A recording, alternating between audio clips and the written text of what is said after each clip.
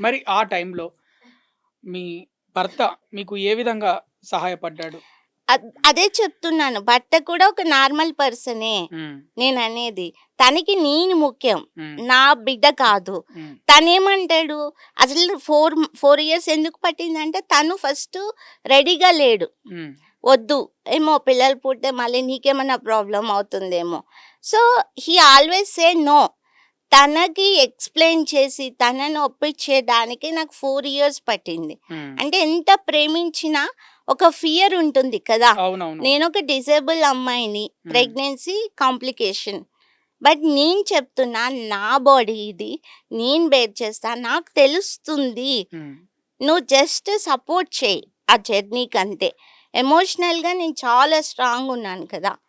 అని అలా మేమింకా ఆ డిస్కషన్‌లో ఉన్నప్పుడే it was happen unexpectedly that నాకు ప్రెగ్నెంట్ అని తెలిసింది. ఓకే. మొదటిసారి మీరు ప్రెగ్నెన్సీ అయినప్పుడు మీకెలా అనిపిచ్చింది? యాక్చువల్లీ అదే నేను చెప్తున్నా I am not ready for that hmm. First. అంటే నేను అనుకోకుండా అనుకోకుండా hmm. But okay fine. It's happen. అయింది. ఇక నేనేం చేయాలి next? What is my next 2, 3 years plan? Hmm. I am always a business women. Hmm. Time, money అన్ని అవును. ఎన్నో క్యాలిక్యులేషన్స్ ప్లాన్స్ యేసుకొని పెట్టుకున్నారు. ఉంటుంది. So, that is the year of the హబ్‌ని నేను స్టార్ట్ చేసిన ఇయర్. హ్మ్. 2024 ఐ ఎస్టాబ్లిష్డ్. రిజిస్ట్రేషన్ అయిపోయింది ఏప్రిల్‌లో. మేలో నేను కన్సీవ్ అయ్యాను. Already I am on the way. హ్మ్. సో, దాన్ని ఆపలేను. బిగినింగ్ ఓపెనింగ్ చేసి ఇంట్లో కూర్చో అన్నట్టు ఉంది నా సిట్యుయేషన్. మరి బట్ ఎలా హ్యాండిల్ చేస్తారు? ఎలా బ్యాలెన్స్ అయింది? నేనొకటే అనుకున్నా, ఫస్ట్ ఆఫ్ ఆల్ మనం మెంటల్‌గా స్ట్రాంగ్‌గా ఉండాలి. హ్మ్. అది మనకి 80% స్ట్రెంగ్త్‌నిస్తది. హ్మ్. ఫైనాన్స్ కానీ, లేకపోతే ఇంట్లో సపోర్టింగ్ సిస్టమ్ కానీ, మన హెల్త్ కండిషన్ అంతా మన మైండ్ మీదే డిపెండ్ అయి ఉంటుంది. హ్మ్. ఎప్పుడైతే మనం మెంటల్‌గా స్ట్రాంగ్ ఉంటాం. హ్మ్. 100% స్ట్రాంగ్ ఉంటామో, మిగతాదంతా నేచరే చూసుకుంటుంది. అవును. సూపర్. ఎప్పుడైతే చాలా బా చెప్పారు. యాహ్! ఫియర్‌తో ఉంటే చుట్టూ కూడా అలాంటి సిట్యుయేషన్ లాగానే అనిపిస్తూ ఉంటాయి. అవును. బట్ నేను ఈవెన్ అంటే మీరు నమ్మరు, హ్మ్. నేను నా బేబీతో మాట్లాడలేదు 9 మంత్స్. ఎందుకు? ఎందుకంటే నేను బతకనేమో అనే ఒక కండిషన్ ఉంది కదా! హ్మ్. 50-50. హ్మ్. సో, నాకు బేబీ నాతో ఎక్కువ అటాచ్డ్ వద్దు. అంటే 9 మంత్స్ అంటే మీరు ఆహ్, ప్రెగ్నెన్సీ ఉన్నప్పుడు. ఉన్నప్పుడు హ్మ్. నేనసలు బేబీని టచ్ చేయలేదు. హ్మ్. ఐ ఈవెన్ నేను మాట్లాడలేదు. హ్మ్. నువ్వు అలా ఉండు, ఇలా ఉండు, అమ్ముండదు నా ఆలోచనలో నేను బేబీతో అస్సలు ఏం మాట్లాడలేదు. హ్మ్. నేను వర్క్ మీద ఫోకస్ చేశాను హ్మ్. కంప్లీట్‌గా. అసలు ఈ ఎమోషనల్ జర్నీ వద్దు. హ్మ్. వాడికి మళ్ళీ అది ఏం ఎఫెక్ట్ అవుతుందో అన్నట్టు. హ్మ్. అంత జర్నీలో ఐయామ్ స్ట్రాంగ్. ఫస్ట్ నేను డెలివర్ అవ్వాలి. హ్మ్. హెల్తీ బేబీకి డెలివరీ ఇవ్వాలి. నేను హ్మ్. బతకాలి.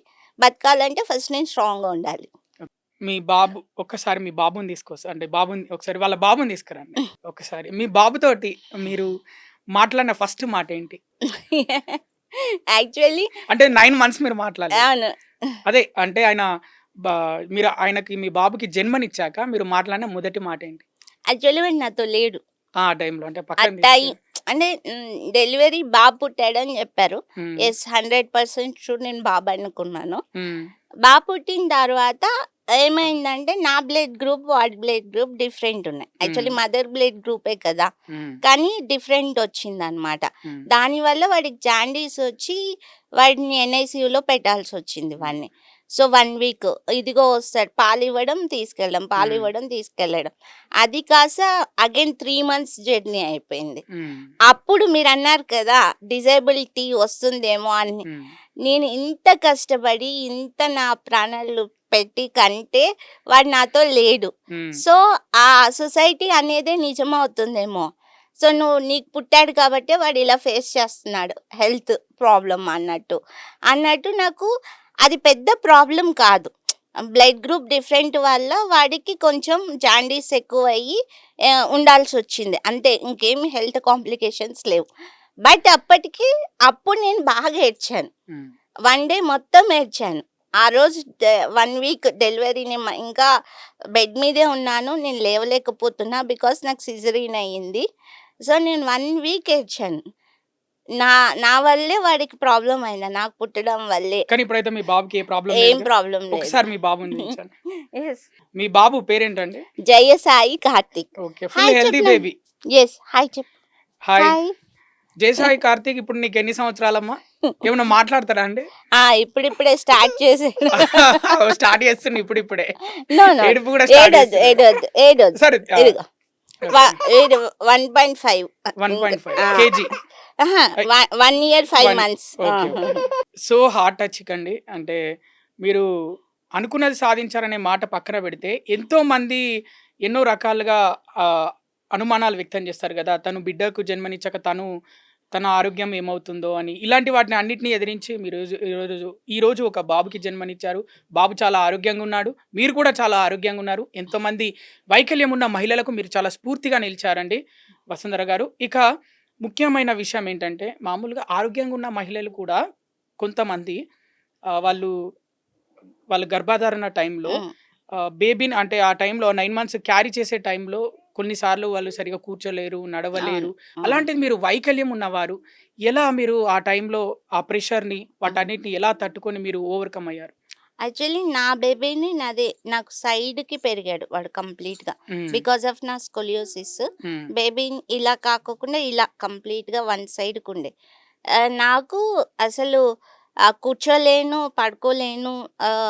నైట్ మొత్తం కూడా అంటే నేను వెల్లకిలా పడుకునేదాన్ని. మామూలుగా నాకు బ్యాక్ పెయిన్ ఉంటుంది కాబట్టి అది సైడ్కి పడుకోవాలి, లేదంటే ఇలా పడుకోవాలి. సో నాకు చాలా ఇబ్బంది అయ్యేదన్నమాట కూర్చోడానికి, పడుకోవడానికి.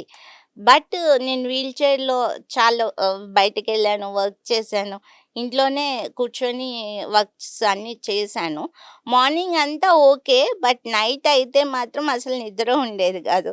నేను వర్క్ చేస్తున్నంతసేపు వాడు కామ్గా ఉండేవాడు. వన్స్ నేను రిలాక్స్ అయ్యి బెడ్ మీద పడుకోగానే ఇంక వాడు కడుపులో తిరుగుతూనే ఉండేవాడు అనమాట కంప్లీట్గా. సో నాకు బాగా పెయిన్ వచ్చేది. మా వారు వచ్చేసి సైడ్కి తిప్పడం, ఇలా తిప్పడం, పిల్లోస్ పెట్టడం, అలా నైట్ 12 to మార్నింగ్ 5 o'clock వరకు అసలు మాకు నిద్ర ఉండేది కాదు, బికాజ్ నేను పడుకోలేకపోయాను. అలా కంప్లీట్ 9 months కూడా తను మేల్కొనేసి ఈ మంత్ గడుస్తుంది, ఇంకా నెక్స్ట్ ఇంకొక 2 months, ఇంకొక 3 months అలా జర్నీ చేశాను. ప్రెగ్నెన్సీ టైంలో ఫస్ట్ మంత్ నుంచి 9th month వరకు ఎక్కువగా ఒక మహిళకు గుర్తొచ్చేది అత్త మామయ్యతోనో, వాళ్ళకంటే ఎక్కువగా అమ్మ నాన్న గుర్తొస్తుంది. అవును. మరి మీ విషయంలో మీ అమ్మ నాన్న సపోర్ట్ ఎలా ఉంది ఆ టైంలో? యాక్చువల్లీ మా మదర్ ఉన్నారు నాతో పాటు. అంటే 7th month నుంచి నాతో ఉన్నారు. 6 months వరకు మేమిద్దరమే ఉన్నాం. నేను అది చెప్పాను, ఇట్స్ ఎమోషనల్ జర్నీ. మా పెళ్ళిని వాళ్ళ పేరెంట్స్ యాక్సెప్ట్ చేయలేదు. అట్లీస్ట్ పిల్లలు పుడితేనైనా యాక్సెప్ట్ చేస్తారు అనుకొని ప్రెగ్నెంట్ అయినప్పటి నుంచి కూడా వాళ్ళతో కనెక్ట్ అవ్వడానికి చాలా ట్రై చేశాను. ఇప్పుడు లేదు, వాళ్ళు మీ రాలేదు. అత్త మామ ఇప్పుడు లేదు. సో నేను చాలా ఏడ్చాను అసలు. చాలా నేను మెయిన్గా నా హెల్త్ నేనేమవుతాను అనే కంటే ఇప్పటికీ కూడా నేను కలుపుకోలేకపోతున్నాను, నా బేబీని కూడా యాక్సెప్ట్ చేయట్లేదు అని నేను చాలా ట్రై చేశాం వాళ్ళని పిలవడానికి, బంధువులతో మాట్లాడి అగైన్ మళ్ళీ కనెక్ట్ అవ్వడానికి. ఏడుస్తూనే ఉన్నా నేను. సాక్షి టీవీ ప్రసారాలను నిలిపివేయడం చట్టరీత్యా నేరం. సాక్షి టీవీ ప్రసారాల కోసం మీ స్థానిక కేబుల్ ఆపరేటర్ని వెంటనే సంప్రదించండి. డిటిహెచ్లో, ఇంటర్నెట్లో కూడా సాక్షి టీవీ ప్రసారాలను వీక్షించవచ్చు.